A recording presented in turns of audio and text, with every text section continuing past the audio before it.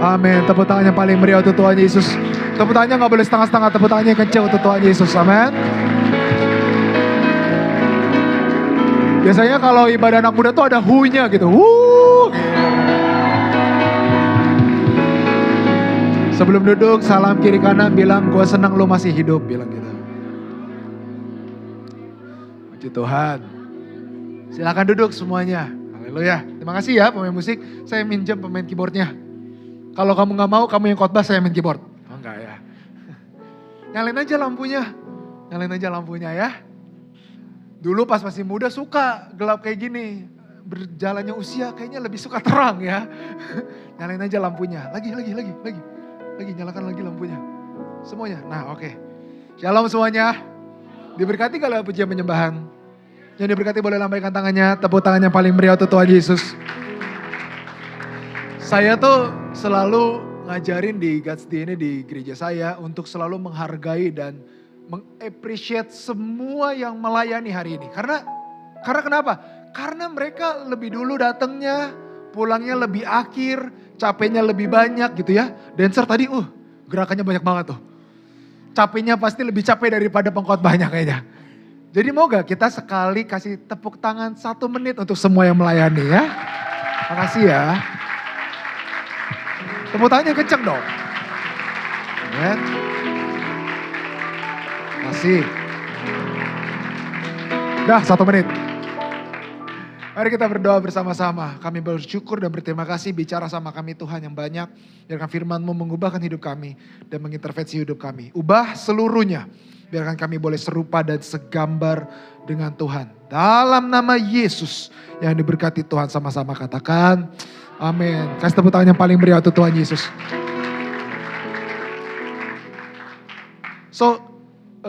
Perkenalan diri dulu, nama saya adalah Andreas Clemens. Ada yang mungkin banyak yang belum kenal saya. Kalau kata orang gak kenal, gak sayang. Kalian mau sayang sama saya? Oh sarangnya yo. Kalau keponakan saya bilang ada love kecil, love sedang, love besar. Nah, kenapa kaki gue ngangkat ya? Oke. Nama saya adalah Andreas Clemens, saya adalah seorang youth pastor.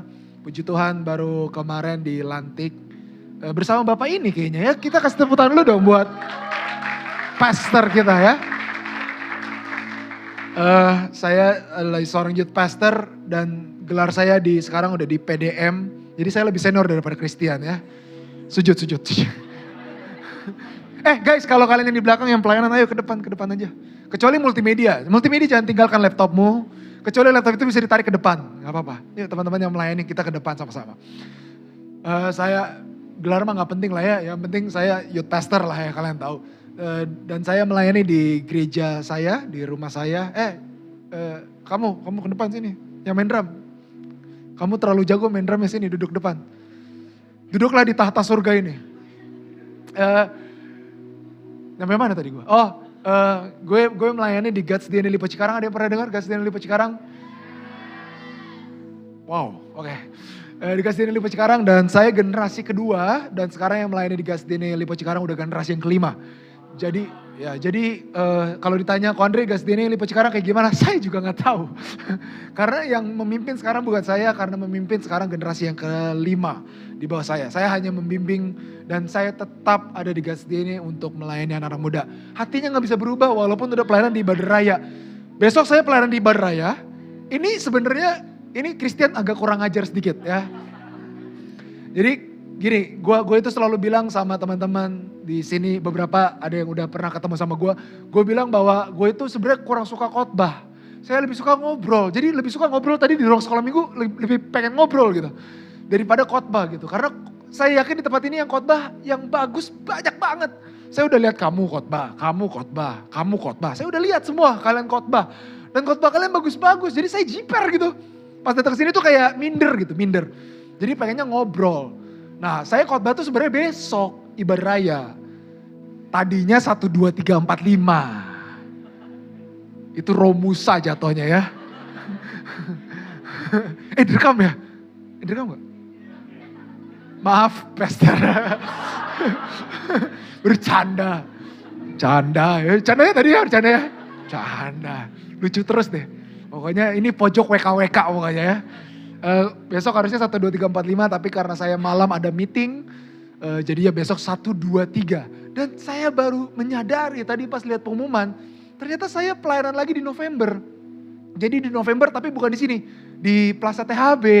Pas saya lihat, ternyata 30 November GBI Plaza THB itu sama. Jadi saya pikir, oh sama ya. Oh berarti tandanya tetap di Romusa tapi 1 tahun gitu ya. Bedanya gak 1 minggu, dicicil Romusanya gitu ya. Jadi nanti kita November ketemuan lagi, Sabtu gak perlu khotbah ya. Kita ngobrol aja ya. Tapi gak apa-apa loh, gak apa-apa. Aduh jadi gak enak nanti kayak, Andre pengen ini sombong ya. Ayo senang bisa ketemu sama kalian. Dan pas tadi Gaby sempat ngomong, kok udah lama lo gak kesini. Oh ya kapan 2021? Waduh 2021 terakhir, sekarang 2025 ini. Anak udah kalau lahir umur 2021 udah 4 tahun ya. Udah masuk KB ya. Jadi 4 tahun yang lalu kayaknya kesini terakhir di Plaza THB ya. Pas Natalan kayaknya badanku gak sekurus ini kayaknya. Badanku GBI gitu ya. GBI tau? Gendut bulat imut. Nah gitu GBI. Sekarang tetap GBI, sekali GBI tetap GBI ya.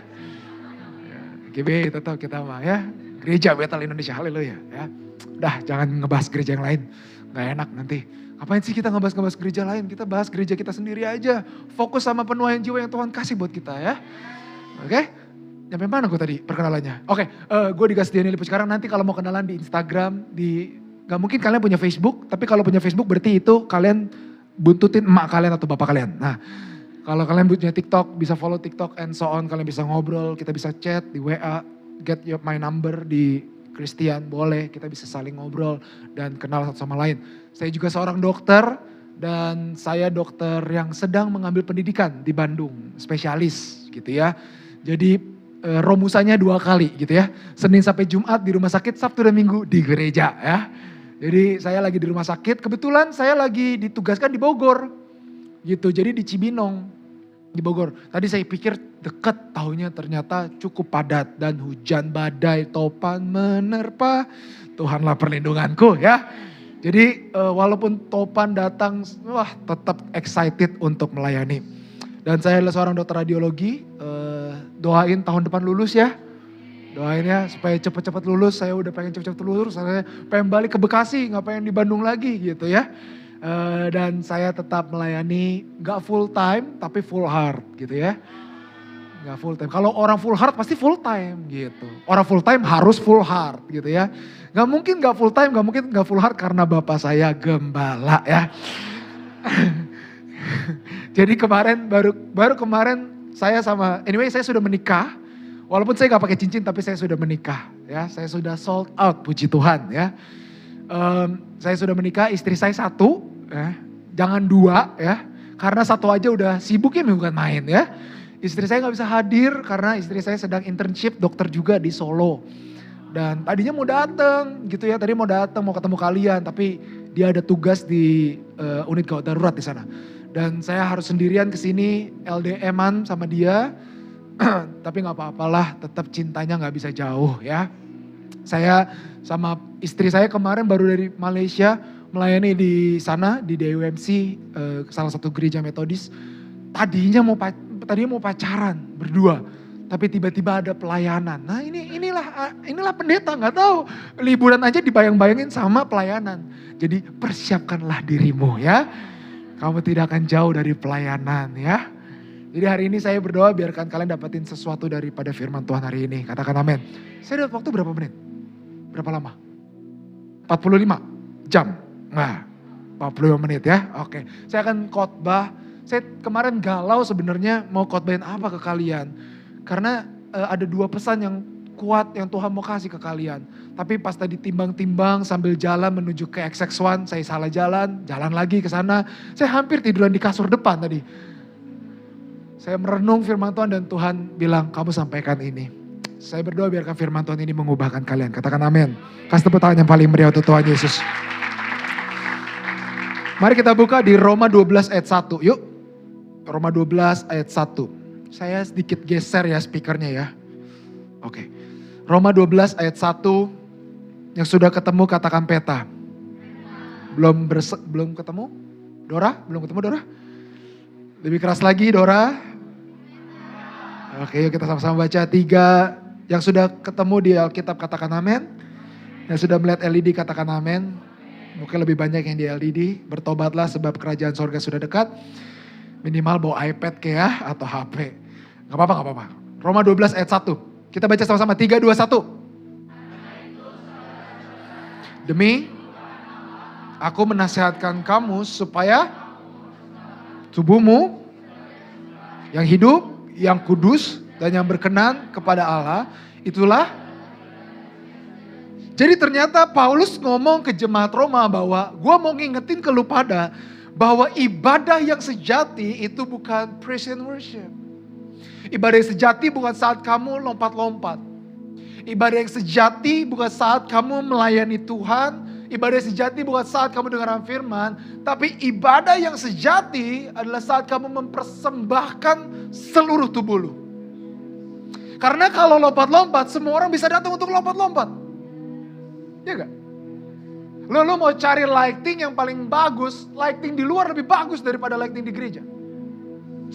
Musiknya, enggak, tadi musiknya bagus banget. Gila, keren abis. Pakai Z lagi, bis. Tapi di luar ada yang lebih keren. Betul gak sih? Kalau kita mau melihat kehebatan sebuah gereja, kalau kita ngeliat di luar, ada yang jauh lebih hebat, ada yang jauh lebih dahsyat di luar sana. Orang yang bahkan gak kenal Kristus pun bisa datang ke tempat ini untuk lompat-lompat. Ya gak? Dan kata Paulus, itu bukan ibadah yang sejati. Kita datang ke tempat itu cuma sekedar euforia. Kita memang memuji Tuhan, kita mengekspresikan diri. Tetapi ibadah yang sejati bukan hanya sekedar itu. Ibadah yang sejati adalah saat kamu keluar dari pintu ini dan menjadi berkat bagi banyak orang. Halo. Ibadah yang sejati adalah kata firman Tuhan, saat kau mempersembahkan tubuhmu menjadi persembahan yang hidup, kudus, dan berkenan. Kalau zaman dulu tuh mempersembahkan sebuah korban kepada Tuhan itu dibakar. Ya betul gak? Baca di perjanjian lama ya, itu dibakar. Jadi mereka harus bawa domba, mereka bawa kerbau.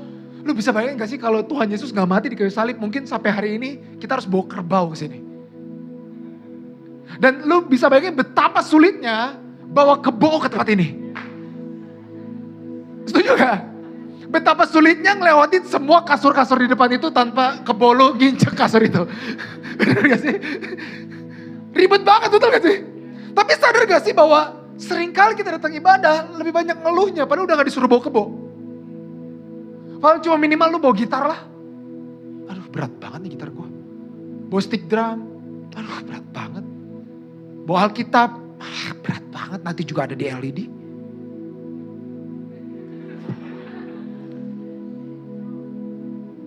Disuruh psikokristian. Nyatet, ngapain sih nyatet? Nanti juga ada rekamannya. Kita kebanyakan ngeluh kan? Padahal kita udah gak usah bawa kerbau, domba, burung pipit, burung merpati, burung gagak, semua dibawa. Enggak. Tapi mengapa kita gak mengerti bahwa ibadah sejati bukan cuma sekedar itu. Karena Yesus mati di kayu salib sehingga kita bisa datang ke tempat ini dengan freely. Ya gak sih? Seharusnya saat kita nyadarin bahwa kehidupan kita adalah persembahan itu, lu gak perlu bawa apa-apa, lu datang cuma bawa hidup lu semuanya untuk Tuhan. That is your offering. Itu persembahan yang sejati. Jadi hari ini gue mau kasih tahu ke kalian semua, kalian datang ke tempat ini gak usah bawa apa-apa. Kalian cukup bawa satu, hidup lu. Bawa hidup lu sama Tuhan. Dan namanya dibawa kehidupan, pada zaman dahulu, orang itu korban itu harus dibakar. Pertanyaan gue, yang namanya dibakar sakit atau gak sakit? Gue pengen retret kapan terakhir? Berarti tahun ini ada retret lagi? Gak ada. Bikinlah. Nginep di gereja. Gak bercanda. Terakhir retret ada api unggun gak? Ada api unggun. Ngapain lu di api unggun? Nyanyi kan? Bakar dosa gak? Gak ada ya. Dulu zaman Koko itu ada namanya bakar dosa. Jadi di api unggun dikasih kertas satu-satu terus ditulis dosanya. Pornografi, apa. Ditulis aku ngatain bapak orang. Tuh kan? Ngatain bapak orang semua lo. Tahu gue dosa lo. Soalnya pas gue jadi panitia gue kumpulin. Gue bukain. Ya kan nulis dosa, betul gak? Tahu kan? Nulis dosa. Terus nanti Dalam hitungan ketiga dengan profetik kita lempar dosa ini dan kita bakar sama-sama. Sekarang pertanyaan gue, saat lu mau ngebakar, lu dari jauh lempar atau lu masuk ke dalam api itu lu taruh? Hah? Dari jauh kan? Lempar gini. Hah? Gak mungkin lu kayak anget, nyaman. Gak mungkin, karena kenapa? Once lu kena api, sakit.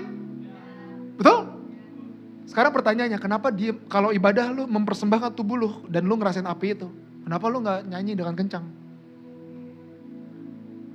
Karena lu tahu kalau lu mempersembahkan tubuh lu gak akan tahan. Lu akan teriak dan berkata, God, this is my life. Use me Lord. Gak akan tahan, kenapa? Karena lu mempersembahkan di tengah api. Itu ibadah yang sejati. Maka kata firman Tuhan, kalau lu mau jadi persembahan yang sejati, persembahan itu ada 3. 1, yang hidup. Nah, itu kan? Bener gak firman Tuhan ngomong? Persembahkanlah tubuhmu menjadi persembahan yang hidup. Nah, seringkali kita ibadahnya, ibadah yang gak hidup. Gue jujur, tadi gue ngelipet tangan, bukan gak hidup. Gue ngelipet tangan, kedinginan. Lu pada gue lihat santai-santai aja, emang usia gue bertambah. Gue kedinginan tadi, Jesus. Puji Tuhan tadi Darren ngasih teh hangat. Aduh kayak, this is my comfort tea bro. Gila. Gue gak bisa bayangin kalau misalkan ini dikira, oh ini kayaknya Ko Andre masih muda deh. Kasih ice frappe kayak. Kedinginan gue, mati kedinginan gue. Gue menyadari saat minum teh itu hangat ternyata usia gue bertambah. Itu tadi gue kedinginan. Tapi seringkali, gak apa-apa, jangan matiin. Ini orangnya act of service abis parah. Kurangnya Darren tuh apa sih? Kalau Koko jadi cewek mah Koko kayak, oh. Untung Koko udah nikah. Kita kan seringkali kalau ibadah, persembahannya mati, betul gak? Oh kita pikir, oh ya udahlah datang ibadah kasih kolekta aja yang penting. Lah, kolekta uangnya benda mati atau benda hidup? Mati. Pujian penyembahan lu lagunya mati atau hidup? Mati. Yang hidup itu bukan lagunya, yang hidup itu lu. Jadi makanya hari ini datang ibadah itu yang hidup. Pujian penyembahan tepuk tangan kek. Terserah mau tepuk tangan, tepuk kaki, tepuk jidat, terserah. Gue selalu bilang kalau di Gasdi ini selalu bilang kalau ibadah anak muda harus yang berisik. Harus yang berisik. Khotbah yang berisik. Ngomong amin, ngomong yes. Lu mau tepuk tangan, tepuk apa, terserah. Tapi kak, aku tuh introvert kak. Aku tuh gak bisa kak, aku gak bisa. Gak kayak dia kak, dia tuh extrovert. Lu mau extrovert, lu mau introvert, lu mau ambivert, lu mau ambeien, terserah. Terserah lu. Tapi ini firman Tuhan gak bilang begini, kalau lu mau jadi persembahannya sejati, persembahanlah yang extrovert. Enggak, tapi persembahanlah yang hidup. Jadi saat lu datang tuh lu udah alive gitu. Punya kehidupan. Main musik tuh hidup gitu. Tadi kan kayak pemain gitar kayak asik abis. Iya. Yang main keyboard. Kalau bisa angkat keyboardnya diangkat keyboardnya tuh. Kayak Kevin Vieira. Gak ada yang tahu ya. Maaf ya. Oh tahu ya. Oh drumnya. Wah. Yang alive lah kalau ini yang pelayanan. Enggak di sini. Di Hong Kong. Nanti kalau gue khotbah di Hong Kong gue bilang di sini. Ya dong. Nih. Seringkali ya kita tuh rutin ibadah. Tapi kita gak pernah ngalamin kuasa ibadah. Ya gak? Tiap minggu rajin banget datang SMGM. Rajin banget. Tapi gak pernah ngerasain apa-apa. Lu duduk hampa. Lu pelayanan hampa. Gue kasih tau, neraka terbesar dalam hidup lu adalah bukan saat lu gak punya duit. Percayalah ada temen lu akan bantuin. Tau gak neraka terbesar dalam hidup lu apa? Neraka terbesar dalam hidup lu adalah saat lu gak bisa ngerasain Tuhan. Apalagi yang pelayanan. Kenapa Lucifer jatuh dalam dosa? Karena Lucifer melayani tapi gak ngerasain Tuhan. Gue pengen kasih tau kalian semua, hati-hati yang pelayanan. Engkau yang paling dekat dengan tabut. Kalau engkau gak ngalamin Tuhan, neraka terbesar buat hidup lo. Gue pernah ya waktu itu khotbah RTS. Gue ingat banget pas khotbah RTS. Khotbah di Jababeka waktu itu. Gasdi di Jababeka. Yang datang hampir 500-an orang waktu itu. Gue ingat banget panggungnya tuh bentuknya tangga guys. Tangga gitu. Sekarang udah gak tangga. Tangga. Tangganya panjang. Jadi gue ingat pas gue lagi altar call, gue bilang, hari ini engkau yang mau memberikan hidupmu untuk Tuhan, maju ke sini. Gue bilang gitu. Dalam hitungan ketiga, 1, 2, 3. Itu 500 orang lari ke gue. Tapi gak berhenti di depan. Dia naik ke atas. Karena instruksi adalah di sini. Akhirnya mereka semua lari ke depan, ke samping gue. Gue bilang kayak, wah, saya terjebak. Saya terperangkap. Mesti lihat hidupmu. Waduh, terperangkap gue. Wah, dikelilingi sama orang muda 500 orang. Datang naik ke atas panggung. You know. Di tengah altar call itu semuanya nangis di jamaah Tuhan. Kecuali gue. Gue gak ngerasain apa-apa. Yang khotbah lo, yang altar call lo, gak ngerasain apa-apa.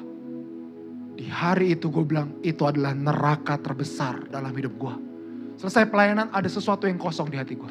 Gue nangis sama Tuhan, kok semuanya nangis, gue enggak? Tuhan, kok gue gak ngerasain apa-apa? Dan gue bilang, Tuhan jangan sekali-kali lagi, Tuhan aku ngerasain itu, aku gak mau. Karena kenapa? Itu neraka terbesar dalam hidup gue. Hari ini pastikan lu datang melayani itu, lu ngerasain Tuhan. Kalau lu melayani gak ngerasain Tuhan, lu sama aja melayani Tuhan yang engkau tidak kenal. Iya gak? Sakit ya di hati ya? Maaf ya, salah pilih pengkhotbah nih kayaknya nih. Hari gue pengen ngajak kita semua mengerti bahwa kalau kita mau datang kepada Tuhan, datanglah dengan kehidupanmu, hidup. Lu angkat tangan yang tinggi. Lu mau nyanyi yang kenceng. Lu mau nyembah Tuhan yang kenceng. Kenapa? Karena kamu hidup. Yang kedua, yang ketiga gue gak bisa bahas. Yang kudus dan yang berkenan. Maksudnya kudus dan berkenan apa? Dalam kata aslinya adalah hagios. Hagios itu berarti tandanya dipisahkan. Ada gak? Bisa gak? Next. Oh, tadi kalau enggak gue slide nih tadi. Hagios itu artinya dipisahkan, gak kompromi sama dunia, dikhususkan. Nah itu hagios. Jadi kalau lu mau jadi persembahan yang sejati untuk Tuhan, engkau harus dipisahkan. Nah ini gue gak bisa bahas di ibadah, nanti gue bahas kalau sama pekerja. Kenapa? Karena dengar baik-baik, engkau datang ke tempat ini tuh mau dipisahkan sama dunia. Makanya hari ini gue pengen berdoa kepada kalian. Kalian adalah anak-anak Tuhan yang dipisahkan. Menjadi persembahan yang kudus, berkenan, dan hidup. Dan namanya sacrifice, the living sacrifice. Ada orang yang mengurusinya. Saya mau kasih tahu ke kalian semua, gak tiba-tiba korban itu datang dan dibakar sendiri, betul gak? Setuju? Gak bisa hidup lu tiba-tiba lu serahkan kepada Tuhan tanpa ada orangnya. Enggak. Harus ada, zaman dulu namanya imam. Makanya kenapa Tuhan memerintahkan Harun sama anak-anaknya untuk mempersembahkan korban tersebut. Nangkap sampai sini? Makanya dombanya harus domba yang hidup, dombanya harus yang dipisahkan, sehingga itu kudus di hadapan Tuhan. Nah saat Tuhan mati di kayu salib, dia ubah semuanya, yang korban itu bukan jadi domba, yang korban itu adalah kita. Kitalah yang dipersembahkan, dan kitalah imam itu. Hari ini engkau adalah imam bagi hidupmu sendiri. Makanya Imamat 6 ayat 9, yuk kita baca sama-sama. Imamat 6 ayat 9. Gue bacain buat kalian. Perintahkanlah kepada Harun dan anak-anaknya. Nah nih, coba ngomong ini dengan kencang. 3, 2, 1. Perintahkanlah. Lebih kencang lagi. 3, 2, 1. Jadi tandanya Tuhan gak cuma ngomong sama Harun. Tapi Tuhan juga ngomong sama anak-anaknya. Berarti tandanya pesan ini harus selalu disampaikan dari generasi ke generasi. Halo? Pesan ini kok mau sampaikan ke Christian and team. Tapi kata firman Tuhan gak cuma mereka. Tapi ke orang generasi di bawahnya. So hal ini harus kalian sampaikan dari generasi ke generasi ke generasi ke generasi. Gue selalu bilang di Gasdene bahwa Gasdene itu generation church. Gereja generasi. Jadi nanti kepemimpinannya bisa berubah. Makanya ini sekarang udah generasi yang kelima. Lu bisa bayang gak? Dari zaman gue dulu lagunya itu cuma hatiku percaya lebih dari pemenang. Sekarang lagunya bahasa Inggris gue yang gak tahu bahasa Inggrisnya apa. Ada tuh lagu yang aneh banget tuh. Oh. Ini joget apaan ini? Joget penyembahan berhala ini gue bilang. Wah, lightingnya dulu lighting cuma cet, sekarang udah lighting wes. Video yang dulu cuma pakai green screen, sekarang udah pakai apa lah, nggak tahu lah, nggak jelas lah. Wah, rame. Tapi dengar baik-baik, mungkin konsepnya berubah, tapi pesannya selalu sama. Gereja ini mau pakai lighting ke, nanti mau drumnya diputer-puter ke, terserah lu. Mau ngadep belakang, ngadep depan, bikin lingkaran, bikin apa, apapun konsep lu. Tapi ini yang paling penting buat gereja ini. Kamu harus jadi the living sacrifice. Makanya kata firman Tuhan, perintahkanlah kepada Kristian dan anak-anaknya. Inilah hukum tentang korban bakaran. Yuk kita baca, 3, 2, 1. Korban bakaran itu semalam-malamanya sampai, dan api mesbah haruslah dipelihara menyala di atasnya. Jadi korban bakaran itu harus terus ada di meja dan api itu harus dipelihara. Berarti tandanya api revival bisa redup atau enggak? Oh bisa. Makanya enggak heran habis surat-surat nangis-nangis, pas pulang sama lagi. Habis ibadah altar pulang sama lagi. Minggu depan meot lagi. Minggu depan meot lagi. Kenapa? Karena gak dipelihara. Makanya jangan cuma ngandelin api yang ada di gereja. Nih, gue pengen ngajarin ke kalian SMGM ya. Ini selalu Koko sampaikan ke Gatsby nih. Koko pengen kasih tau ke kalian semua. Jangan pernah berpikir gereja itu untuk nangkap api. Gak ada yang setuju sama gue nih kayaknya nih. Gue ulangin lagi ya. Jangan cuma pemikiran tuh ke gereja, gue pengen nangkep api itu. Gue pengen nangkep api itu. Salah kalau menurut gue. Justru ya di gereja itu ngumpulin api. Nih ya, lu tuh nangkep api di rumah lu sendiri. Di hari Senin, lu bangun api lu. Oh, pelihara api ya sama Tuhan sendiri. Bangun hubunganmu intim sama Tuhan. Kristian sendiri, bangun hubungan intim sama Tuhan. GB sendiri, semua sendiri. Datang hari Sabtu, bawa api. Bukan ngambil api. Engkau bawa api. Lu hari Sabtu apa yang terjadi kalau api ngumpul jadi satu? Kebakaran. Makanya hari ini gue pengen kasih tau ke SMGM, datang hari Sabtu bawa api. Jangan cuma nyusahin orang dong. Ya gak? Gue berharap pengkhotbah hari ini ada apinya nih. Supaya api itu gue bisa tangkap. Kalau pengkhotbahnya tiba-tiba ortodoks gimana? Shalom semuanya. Kurang nih pengkhotbahnya, betul gak? Terus kita mulai komenin banyak orang, betul gak? Kenapa? Karena kita gak bawa api. Kita tuh jadi jemaat yang consumer. Itu consumer datang itu pengen mendapatkan sesuatu. Salah! Justru kau datang tuh beri sesuatu. Halo? Oh, gue kan gak pelayanan kok. Gue jemaat. Justru itu. Udah jadi jemaat, minta lagi. Sakit ya? Gak diundang lagi juga gak apa-apa. Salah pengkhotbah sih, udah dibilang. Ada yang pasti ada yang ngomong, ini siapa sih pengkhotbah galak bener. Gak apa-apa, gue gak diundang lagi juga gak apa-apa. Gue tuh udah anggap kalian tuh kayak adik gue. Kalau namanya adik tuh gue ceng-cengin, gue galakin. Kalau adik orang lain gue gak galakin. Gak mungkin kan adik orang lain, lu siapa lu gak mungkin.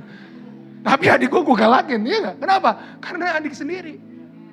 Hari ini engkau harus dengar mengerti bahwa hidup lu tuh persembahan bro. Jadi kalau lu tahu lu hidup persembahan, datanglah untuk mempersembahkan sesuatu. Halo? Makanya kata Tuhan, pelihara api itu. Pelihara. Kalau engkau dapetin apinya hari ini, peliharalah api itu. Pelihara. Dijaga baik-baik. Supaya ini gak padam. Dengar ya baik-baik. Api itu melambangkan kehadiran Tuhan. Api itu selalu melambangkan kehadiran Tuhan. Jadi tugasnya Harun bawa korban, naro apinya bukan dari Harun. Apinya datangnya dari Tuhan. Sahabat, nangkap sampai sini? Karena kenapa? Karena anak-anaknya Harun pernah coba bawa korban, pasang api, dan kata Tuhan itu api asing. Betul gak? Karena api itu bukan datangnya dari kita. Api itu datangnya dari Tuhan. Jadi kalau api itu hadir di korban kita, di dalam hidup kita, itu melambangkan kehadiran Tuhan. Setuju sama gue sampai sini? Dengar baik-baik. Iblis itu lebih suka nyuri apinya dibandingkan nyuri mesbahnya. Iblis tuh gak tertarik sama hidup lu.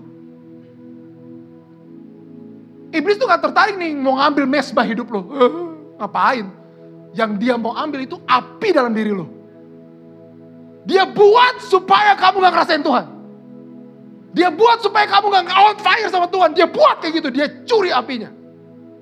Dan iblis seringkali mengambil apinya. Bukan mesbahnya. Makanya hari ini gue pengen kasih tau kalian semua. Peliharalah apimu. Jaga. Iblis mau ambil itu. Makanya orang sering tanya kepada Koko ya. Kok lu udah pelayanan berapa lama? Gua itu dari oe itu udah haleluya. Jadi kalau bayi-bayi lain tuh lahir oe. Gue mah enggak haleluya. Puji Tuhan Yesus. Itu pas gue lahir. Karena gue anak pendeta kali ya. Tapi gue mulai melayani itu dari usia 12 tahun. Gue memimpin dari usia 16 tahun. Gue main drum terakhir ya. Itu pertama kali gue main drum itu kelas 5 SD. Dulu udah main di Ibadah Raya. Habis itu pensiun dini. Ya, pensiun dini gue. Gue memutuskan untuk tidak melayani lagi karena gue mau fokus melayani anak muda. Waktu itu. Gue tuh udah pelayan udah lama. Dan sampai hari ini lu masih lihat gue masih melayani. Bahkan di usia gue yang udah 30 tahun yang bentar lagi 31 tapi gak usah diingetin. Gue tetap berdiri di generasi. Kemarin acara KKR Paskah gue gak ngapa-ngapain. Gue ngapain ya? Gue pikir gue ngapain ya? Foto aja lah. Gue tetap berdiri dan mendoakan generasi. Kenapa? Karena my heart is still same. Hatiku dan panggilanku tetap sama. Apiku dari dulu sampai sekarang tidak pernah padam. Kenapa? Karena dipelihara. Jangan suruh kakak rohani lu pelihara api lu. Lah songong itu namanya. Betul gak? Jangan ngandelin ketua lu. Jangan ngandelin kok Kristian nih. Kok Kristian ngurusin api satu-satu nih. Lama-lama jadi pemadam kebakaran ya. Repot, bener gak? Karena dengar baik-baik. Apimu adalah tanggung jawabmu. Makanya jaga api. Harun dan anak-anaknya diperintahkan sama Tuhan untuk memelihara api ini. Makanya dari generasi ke generasi harus ada apinya. Nanti mau SMGM bikin acara apalah, ada break dance lah, ada apalah, terserah lah. Mau speaker ini berdiri, tidur, ngangkat, terangkat ke sorga, terserah. Bebas, kita mah bebas. Tapi yang paling penting satu, di tempat ini harus ada api. Karena there is no fire without sacrifice. Gak akan ada api kalau gak ada korban. Makanya berkorban. Ayo kita baca lanjut yuk. Imamat 6 ayat 10. Kata firman Tuhan begini. Imamat 6 ayat 10. Imam haruslah mengenakan pakaian lenannya. Dan mengenakan celana lenan untuk menutup auratnya. Lalu ia harus mengangkat abu yang ada di atas mezbah. Sesudah korban bakaran habis dimakan api. Dan haruslah ia membuangnya di samping mezbah. Ini tugas imam. Selain dia bawa korban, tapi dia harus menggunakan pakaian lenan. Dengar baik-baik. Caranya kita menjaga api sebagai imam. Satu, kamu harus pakai pakaian yang berbeda. Imam itu pakaiannya beda daripada rakyat. Beda. Kalau nanti cari di Google ya, mereka tuh pakaiannya khusus. Ada lambang-lambangnya and so on and so on. Tapi gue gak mau bahas itu. Yang gue mau bahas hari ini adalah saat engkau tahu engkau adalah imam dalam kehidupanmu, engkau harus pakai baju yang berbeda dengan dunia pakai. Engkau dikhususkan. Engkau dipisahkan. Makanya hari ini raise your standard. Jangan standar sama kayak dunia, standarnya sama kayak firman. Engkau dipisahkan, engkau pakai baju yang berbeda. Di saat semua dunia ngikutin tren TikTok, lu ngikutin firman Tuhan. Halo? Kok gak ada amin di sini? Kalau kita tuh makanya ini kok kasih pesan ya ke anak-anak muda nih ya. Hidup tuh jangan ngikutin tren. Lu slide dikit udah beda. Slide dikit udah beda. Slide dikit udah beda, betul gak? Dari joget gini. Gini. Sekarang gini. Apalah itulah. Statue. Apa itu statue? Statue yang ada di kedokteran tuh gue tau ya STEMI masuk ICU. Nah itu. Penyakit tuh. Statue, apalah, kita ikutin. Ya gak apa-apa, itu jadi hiburan gak apa-apa. Tapi jangan sampai poros kita tuh di situ. Karena udah baik-baik. Tuhan itu gak pernah ngajarin kita itu untuk hidup ikutin apa kata dunia. Tuhan tuh gak pernah ngajarin kita ya, udah ikutin apa kata passion lu. Pernah gak di firman Tuhan lu lihat, hiduplah ikutin apa kata hati lu. Pernah gak? Kagak ada. Bahkan firman Tuhan ngomong begini, hati lu tuh sumber kejahatan. Iya gak? Makanya jangan ikutin hati lu. Kalau orang lain ngomongnya apa? Udahlah, ikutin perasaan lu aja. Firman Tuhan pernah ngomong gitu gak? Gak pernah. Kenapa? Karena kalau lu hidup ikutin perasaan lu gak bakal gereja hari ini. Wong hujan, badai, enaknya habis makan Indomie. Pakai telur, kornet, keju, cabe dipotong-potong. Sambil kebanjiran juga gak apa-apa, bodo amat. Habis itu tidur. Kalau ikutin perasaan, betul gak? Kalau ikutin perasaan ditonjok orang pengen nonjok balik gak? Jangan bohong lah, jangan sok kudus, bener gak? Pengennya tonjok balik kan? Ditonjok pipi kanan, kasih pipi kiri. Bodo amat, gue tampar pipi kirinya lagi, betul gak? Diserempet spion kanan, bales pakai spion kiri. Kalau ikutin perasaan kita kayak gitu, ya gak? Terus Tuhan tuh gak pernah ngajarin kita ikutin tren. Karena tren tuh bisa berubah. Tiap hari berubah, tiap hari berubah, tiap hari berubah. Tapi firman Tuhan selalu ngajar ya, hiduplah ikutin apa kata Tuhan. Ikutin apa kata Tuhan. Makanya Tuhan pengen kamu hidup bukan sama kayak dunia ini hidup. No, be different. Tapi tetap kudus di hadapan Tuhan. Tetap kudus. Kata siapa hidup kudus tuh gak keren? Keren. Justru di saat semua orang tuh jadi sama, kita tuh jadi beda. Karena kita hidup kudus di hadapan Tuhan. Jangan kita tuh dikatain sok kudus ngambek. Gue gak mau gereja lagi. Gue dikatain sok kudus. Lah? Nih ya, gue kasih tau ke kalian semua ya. Lebih mending dikatain sok kudus sama dunia daripada dikatain sok asik sama Tuhan. Iya gak sih? Gue di dunia nih, gak enak gue sok kudus. Pas ke sorga, gak asik loh. Repot itu. Jadi mendingan ya, gue dikatain sok kudus gak apa-apa. Gak apa-apa. Hidup tuh, you only live once. Nah, tapi banyak kita dari gini kan, kok kan you only live once lah kok. Kenapa gue jadi logatnya Singapura ya? Kok you only live once lah. Lu cuma hidup sekali lah, gunain masa muda lu. Nih ya, gue itu kan lahir di anak pendeta ya. Jadi anak pendeta tuh susah loh. Ada yang anak pendeta gak di sini? Ada? Gak ada? Berbahagialah kamu. Jadi anak pendeta tuh gak gampang loh. Serius. Nih ya, lagi ujian. Nengok dikit, dikira nyontek. Gak boleh nyontek, anak pendeta.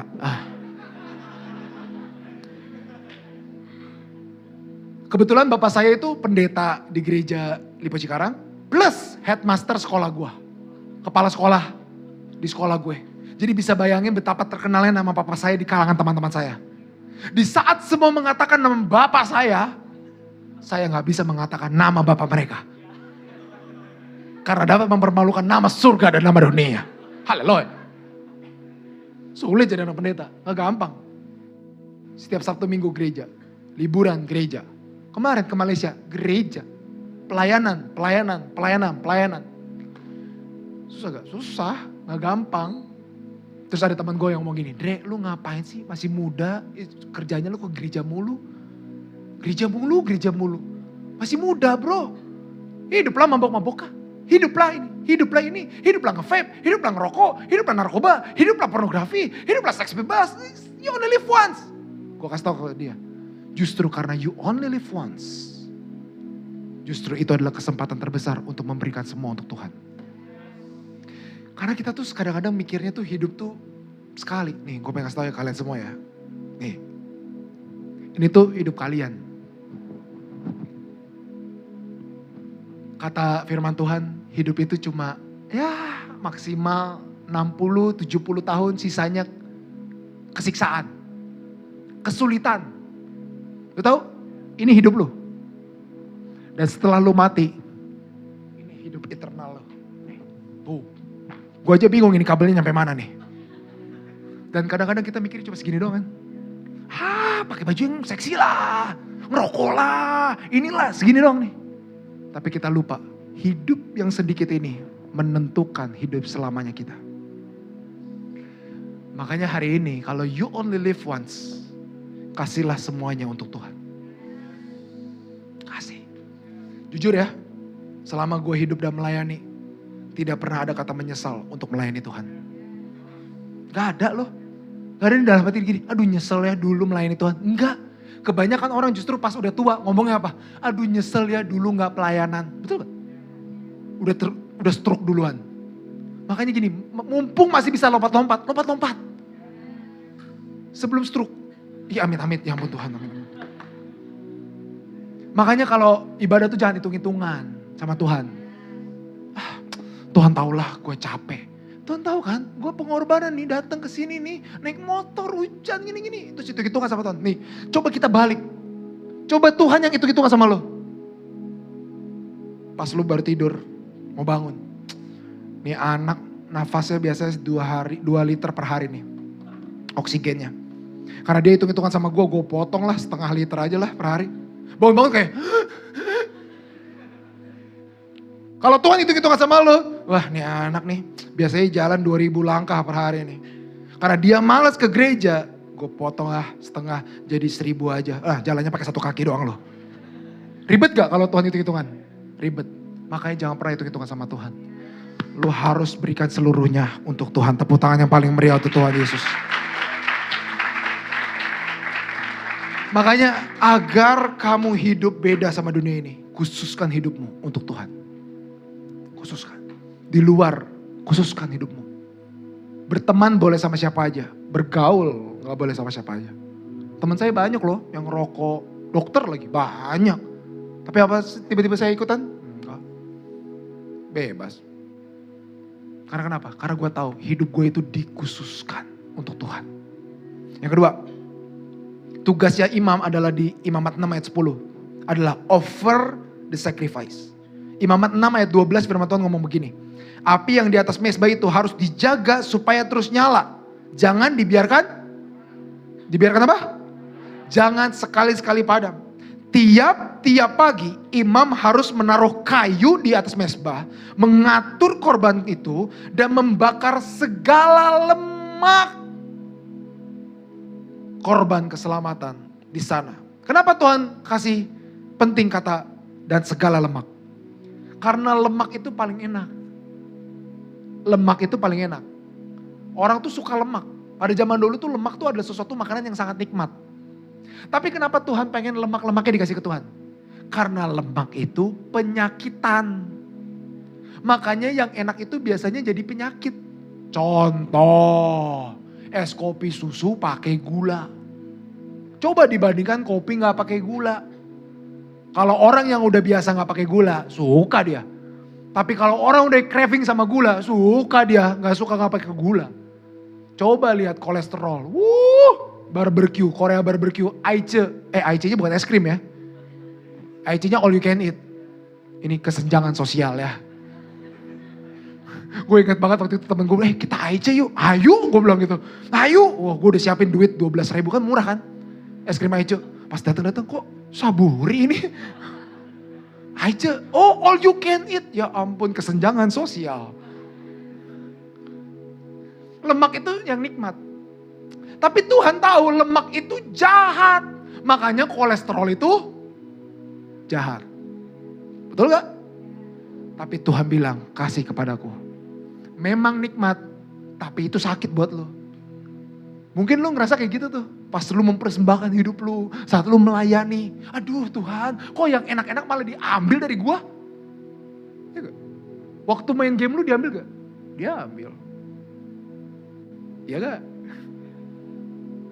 Waktu lu pacaran weekend ini, diambil nih dengerin khotbah Pastor Andreas. Waktunya coffee shop, diambil buat ibadah hari ini. Kok yang enak-enak diambil sih Tuhan? Tapi kita harus sadar bahwa Tuhan ngambil sesuatu bukan karena enaknya. Dia ngambil sesuatu dan membiarkan kau mempersembahkannya supaya kamu sehat. Supaya apimu tetap nyala. Kasih semuanya, jangan setengah-setengah kasih sama Tuhan. Tuhan kasih ini aja ya, yang ini jangan, yang ini enak nih Tuhan, yang lemak ini enak, jangan. Kasih semuanya.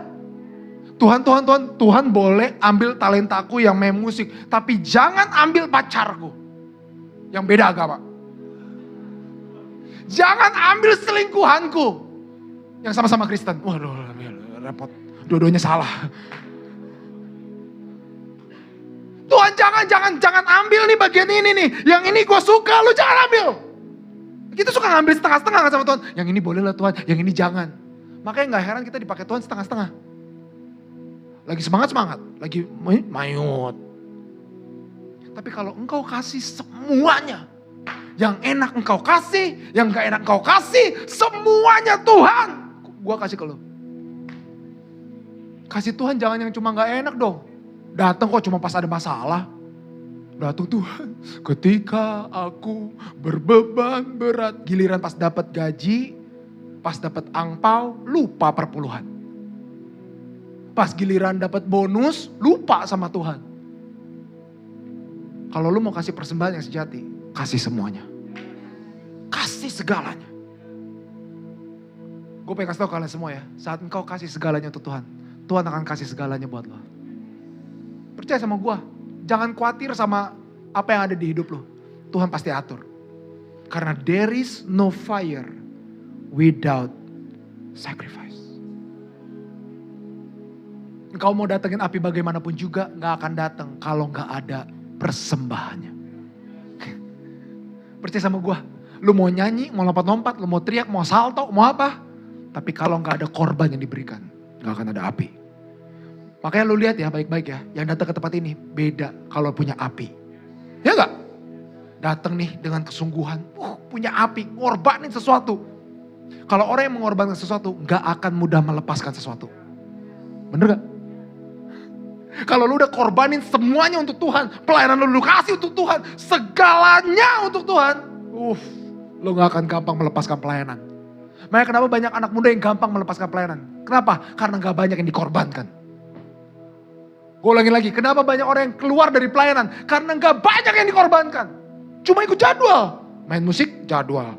WL, jadwal. Tapi gak ada yang dikorbankan. Tapi lihat baik-baik, kalau orang berkorban banyak.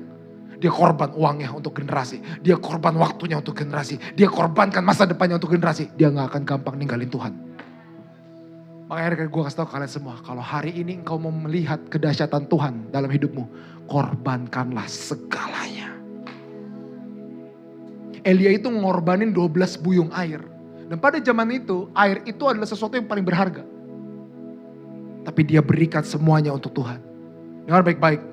Elia mengorbankan yang paling berharga di tengah kekeringan. Maukah hari ini engkau mengorbankan yang paling berharga dalam hidup lo? Di tengah kekeringan hidup lo. Mungkin hari ini ekonomi lo lagi kering. Mungkin hari ini masa depan lo lagi suram. Mungkin hari ini rasanya berat di hidup lo. Tapi engkau tetap berkorban agar api Tuhan hadir dalam hidup lo. Itu tugas imam. Yang ketiga, yang terakhir. Yang ketiga adalah bring the ashes. Ayat 11 kita baca sama-sama ya. Yuk kita baca dengan suara yang lantang. Kasih tahu ya kalau udah harus stop ya. Kalau nggak bisa pakai ini selengkat aja kaki gua nggak apa-apa. Ya gitu. Oke, ayat 11 kita baca sama-sama. Ada? Nah coba kita slide ya. Oh nggak berubah, berarti nggak bisa pakai slide. Next. Hui. Oh belum. Baik. Ayat 11 ada gak? Gak ada. Oh kita baca sama-sama saudara. Haleluya. Kita baca yuk di Alkitab kita masing-masing. Ayat 11. Bring the ashes. Ayat 11. 3, 2, 1. Kemudian haruslah ia menanggalkan pakaiannya. Oh, belum ketemu? Imamat 6 ayat 11. 3. Gue bacain buat kalian ya. Kemudian haruslah imam menanggalkan pakaiannya dan mengenakan pakaian lain. Lalu membawa abu itu keluar perkemahan ke suatu tempat yang tahir. So, tugas ketiga dari imam selain dia yang pertama, dia harus pakai pakaian yang berbeda. Yang kedua, dia offer the sacrifice. Dan yang ketiga yang paling terakhir adalah dia harus bawa abu keluar dari perkemahan. Nah seringkali, balik lagi ke slide gue. Seringkali pengkhotbah sering ngomong gini. Kalau udah korban itu dihanguskan oleh Tuhan. Engkau yang harus engkau lakukan adalah membersihkan abu itu. Agar engkau bisa mengorbankan yang baru. Betul gak? Oh, membersihkan itu tandanya jaga hidupmu kudus. Yes, betul. Tapi gue pengen ajak kalian SNGM mengerti lebih detail tentang ini. Oke? Di ayat yang 11 dia bilang begini. Dia harus menanggalkan pakaiannya. Dia tinggalin pakaiannya yang beda sama dunia. Dia harus menggunakan pakaian yang lain. Dia bawa abu bekas hangusnya korban itu. Apa korban yang hangus? Dengar baik-baik. Saat korban itu ada api, boom!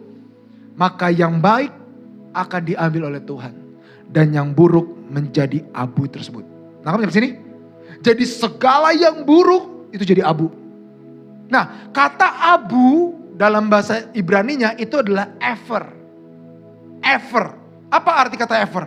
Ever memiliki arti segala sesuatu yang tanpa harga. Segala sesuatu yang memuakan. Ever itu berbicara tentang kesengsaraan, malu, kerendahan diri, dan rasa pedih karena dosa masa lalu. Jadi semua yang gak berharga, semua yang penuh dengan dosa, semua kesengsaraan yang pernah menerpa hidup lo, jadi abu. Nah, kamu yang sini. Dan kata Tuhan, jangan buang abu itu. Tuhan gak pernah suruh untuk membuang abu itu. Tapi Tuhan suruh kepada imam-imam dalam hidup kita, yaitu kita sendiri, untuk mengumpulkan abu itu dan membawanya ke tempat lain. Nah, kamu yang sini. Jadi saat korban turun, jadi abu itu disimpan baik. Gak dibuang. Disimpan baik. Dan kata firman Tuhan, bawa abumu keluar dari mesbahmu. Dengar baik-baik. Dengar baik-baik. Tuhan pengen kamu bukan cuma berkorban di gereja. Tapi engkau membawa abumu keluar dari gereja. Kenapa abu kok? Kan abu itu masa lalu. Abu itu kan kesedihan. Trauma. Nih dengar baik-baik. Gue sempat nanya, Tuhan buat apa bawa abu ini keluar dari mesbah? Dan kata firman Tuhan, Tuhan bilang gini, bawalah ke tempat yang tahir. Gue sempat tanya kepada Tuhan, Tuhan tempat yang tahir itu di mana ya? Tempat yang tahir itu di mana ya? Ternyata ada di Bilangan 19 ayat 9 sampai 10. Yuk kita baca sama-sama. 1, 2, 3. Maka seorang yang tahir haruslah dan menaruhnya pada di luar tempat supaya tinggal tersimpan bagi umat Israel untuk itulah. Dengar baik-baik. Saat lu korbanin hidup lu dan yang rusak, yang sengsara jadi abu, Tuhan gak pandang hina. Tuhan pandang itu berharga.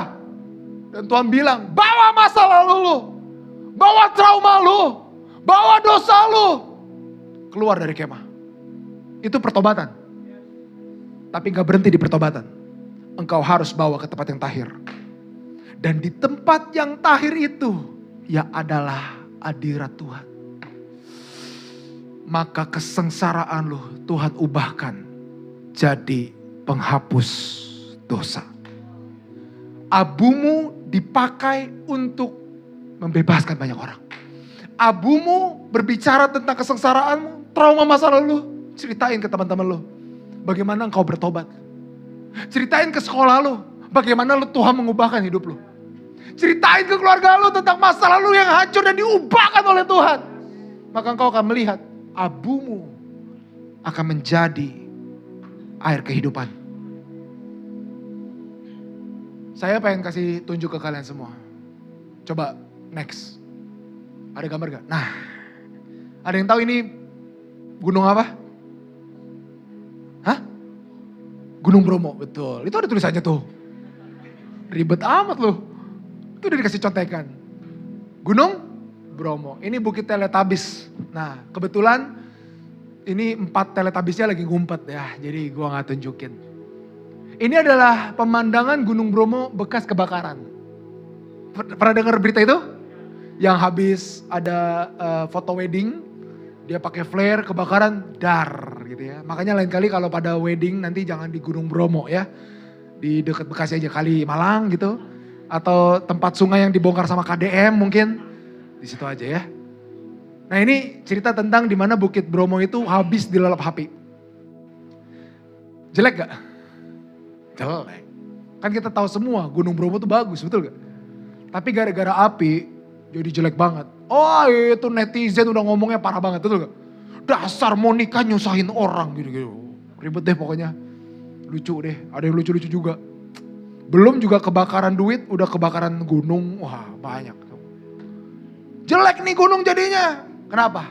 Karena gunung ini hancur dan semuanya menjadi abu. Tapi tahu gak? Beberapa tahun kemudian, bagaimana menjadi Gunung Bromo jadinya? Coba next. Jadi gini.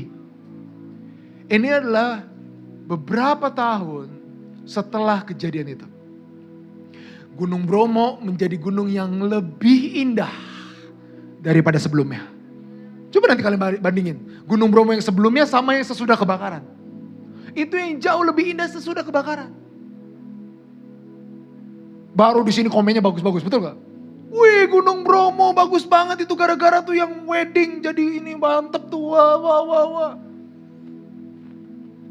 Saya sempat tanya, kenapa ya bisa kayak gitu ya? Kenapa Gunung Bromo bisa jadi lebih indah saat setelah kebakaran? Ternyata ada saintifiknya. Ternyata ada sains ya. Dalam satu jurnal mengatakan begini. Abu yang dihasilkan oleh kebakaran itu diserap oleh tanah dan menghasilkan rumput yang lebih indah daripada sebelumnya. Jadi yang bikin dia tambah indah bukan hujan airnya, bukan. Tapi karena abunya yang menyebabkan pertumbuhan itu makin indah. Gue pengen kasih tau ke kalian semua. Abumu dapat membuat hidupmu jauh lebih indah. Saat lu bawa abumu ke generasi ini, lihat baik-baik. Akan ada hidup yang baru. Engkau akan melihat pertobatan yang baru. Engkau akan melihat revival yang baru. Kenapa? Karena you bring your ashes to the generation. Jangan bawa abumu ke tempat yang lain. No, kata firman Tuhan, bawa abumu ke Tuhan. Saat kau bawa abumu ke tempat yang tahir, maka itu akan menjadi kesaksian yang besar. Trauma masa lalu lu jadi kesaksian yang besar dalam hidup lo. Gue ngerasain hadirat Tuhan. Gue pengen kasih tau ke kalian semua. Bawa abumu ke Tuhan, maka kamu akan melihat. Abumu akan menjadi cerita bagi banyak pertobatan. Abumu akan menahirkan banyak orang. Trauma masa lalu lu, keluarga lu yang hancur, bisa menjadi kesaksian yang besar bagi banyak orang. Your ashes will bring glory. Abumu akan membawa glory yang besar dalam hidup lo. Gue tutup dengan ini ya.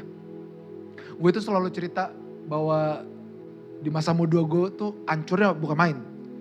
Jadi walaupun anak pendeta, masa muda gue tetap hancur guys. Dan waktu gue menyerahkan hidup gue kepada Tuhan, gue dipakai Tuhan, gue berkhotbah di mana-mana. Padahal dulu ingat banget pas lagi kebaktian kayak gini, pendetanya ngomong begini. Contoh ya, anggap. Ini pendetanya, ini Andreas nih, si Darren Andreas ya. Darren, ini dulu. Darren, kamu akan dipakai Tuhan dahsyat dan luar biasa. Wih, amin dia. Oh beda sama saya. Gue ini agak lain nih. Waktu itu ada pendeta ngomong gini, Andreas, kamu akan dipakai Tuhan dahsyat dan luar biasa. Kamu akan berkhotbah di ribuan banyak jiwa. Tahu apa yang gue lakukan? Gue bangkit berdiri dan gue tunjuk pengkhotbahnya sambil ngomong, gak mungkin kak. Setelah itu gue bangkit berdiri di tengah kebaktian itu, gue keluar pintu, gue banting pintu. Wih gile, anak pendeta habis bro. Kalau bukan anak gembala kayaknya gak berani kayak gitu. Tahu? Tuhan itu paling jago bikin kita tuh jilat ludah kita sendiri. Saya tuh khotbah di Nias, ingat banget ini bukan untuk kesombongan, tapi I want to tell you something guys. Gue khotbah di RTS di mana-mana itu yang datang ribuan. Mereka ngadain RTS kalau di luar kota itu 3 hari. Tapi 3 harinya itu adalah di 3 tempat yang berbeda juga. Jadi dalam 1 hari ada 3 tempat dan 3 kaum orang yang berbeda. Nangkep ini? Jadi dalam 1 hari ini di gedung A ada 3.000 orang, di gedung B ada 3.000 orang, dan di gedung C ada 3.000 orang. Jadi total satu hari itu ada 9.000 orang ikut RTS. Dan itu diadakan 3 hari. Jadi 9.000 kali 3. Dan itu waktu itu gue khotbah runtutan. Dan baik-baik, itu bukan yang gue mau ceritain. Tapi di setiap RTS gue selalu share tentang ini. Gue selalu share tentang hidup gue yang masa lalu. Gue itu hidup hancur banget. Kenapa? Karena gue jatuh dalam pornografi. Terikat hebat sama pornografi. Bahkan sebelum gue melayani main drum dulu, gue inget banget sebelum acara kayak RTS gitu, gue nonton video porno dulu di warnet. Aneh ya, gue juga sekarang kalau kepikiran aneh banget gue. Najis banget, asli, jijik kalau ngeliat dulu tuh, jijik ya Tuhan ya. Dan waktu itu gue inget banget gue duduk di paling belakang. Barisan orang berdosa. Oh bukan kamu. Barisan orang berdosa paling belakang, VIP. Dan waktu itu pendetanya ngomong begini. Hari ini engkau yang mau menerima Yesus sebagai juru selamat. Dan hari ini engkau yang mau diubahkan. Maju ke depan. Wow, gue dijamah Tuhan. Hancur hidup gue. Dan gue maju ke depan. Gue maju ke depan. Gue sambil nangis. Tuhan ampuni aku Tuhan. Aku najis, aku kotor, aku dosa Tuhan. Aduh hidupku udah terlalu hancur. Dan waktu itu pendetanya ngomong gini tambahannya. Hari ini yang maju ke depan. Akui dosamu. Mati. Matilah. Lah gue anak pendeta gereja itu. Kalau ada yang ngedoain gue. Terus gue ngakuin dosa di dia. Berarti dia tahu dosa anak pendetanya. Betul gak? Wah masa anak Pak W begini. Wah masa anak Pak W kok begini. Akhirnya apa yang gue lakukan? Gue di depan. Akhirnya gue beranjak ke kiri. Ke kiri. Ke kiri. Nona manis putarlah ke kiri. Dari tengah gue pindah ke kiri sana. Tempat paling pojok yang gue tahu gak banyak fasilitator ada di situ. Gue berdiri di situ sambil nangis. Tuhan, aku minta ampun deh sama dosa gue. Tapi please jangan ngakuin dosa. Makin gue negosiasi sama Tuhan, makin tuh pendeta ngomong tambah kencang. Akui. Tuhan jangan, akui. Gue pikir kayak ya udahlah, gue di pojok juga gak akan ada yang doain gue. Dan pas gue lagi nangis, nangis. Tiba-tiba ada satu orang yang peluk gue. Dia peluk gue. Pas gue ngintip, bapak gue.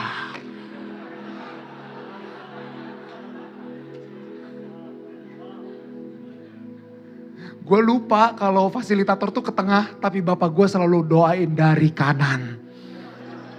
Lupa gue. Bokap gue peluk gue. Dan bokap gue mengatakan, akui dosamu. Perkataan yang sama. Wah, susah buat gue. Dalam hati gue, ya Tuhan, kalau gitu gue ke fasilitator aja dah. Gue nangis, nangis tambah kenceng. Makin kenceng gue nangis, bokap gue makin ngomong, akui dosamu.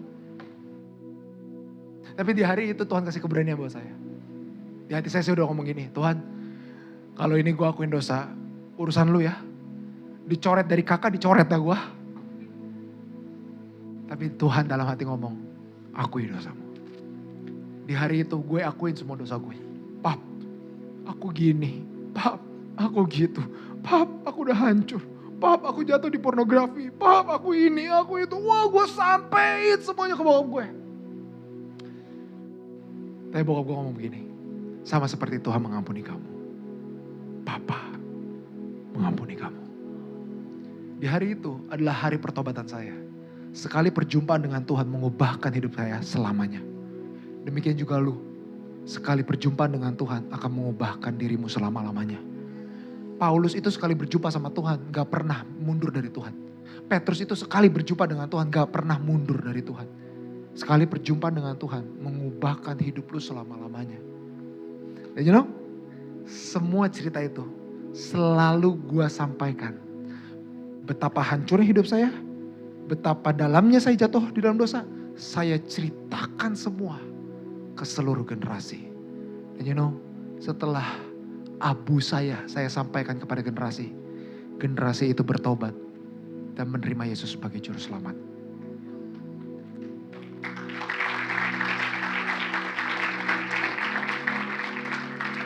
Dan hari ini gue pengen ngajakin kalian semua, setiap traumamu, setiap masa lalumu, setiap kesakitan hati lu, setiap luka dalam hati lu, Tuhan mampu untuk memulihkan dan menjadikan itu glory yang besar dalam hidup lu. Yowanit, siapa yang mau boleh katakannya? Tepuk tangan yang paling meriah untuk Tuhan Yesus. Mari kita bagi berdiri bersama-sama.